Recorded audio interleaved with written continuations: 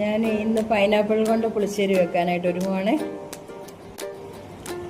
Pineapple ചെറിയ കഷ്ണങ്ങളാക്കി മുറിച്ചിട്ട് അതിനകത്ത് കുറച്ച് മഞ്ഞൾപ്പൊടിയും കുറച്ച് മുളക് പൊടിയും കൂടി ചേർത്ത് ഇച്ചിരി വെള്ളം ഒഴിച്ച് വേകാൻ വെക്കും.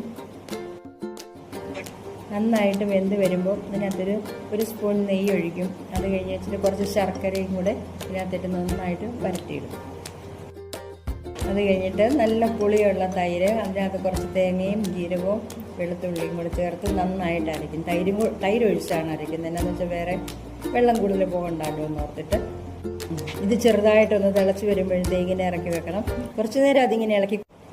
പിന്നെ കടുക് വറുക്കാനായിട്ട് കുറച്ച് നെയ്യും കരിയാപ്പിലയും കടുകും ഉലുവയും കൂടെ മൂപ്പിച്ചിട്ട് ഈ കറിക്കകത്ത് ഒഴിക്കണം. ഇപ്പോൾ നമ്മുടെ പൈനാപ്പിൾ പുളിശ്ശേരി റെഡി ആയിട്ടുണ്ട്. നിങ്ങളൊന്ന് വീട്ടിൽ ട്രൈ ചെയ്ത് നോക്ക്.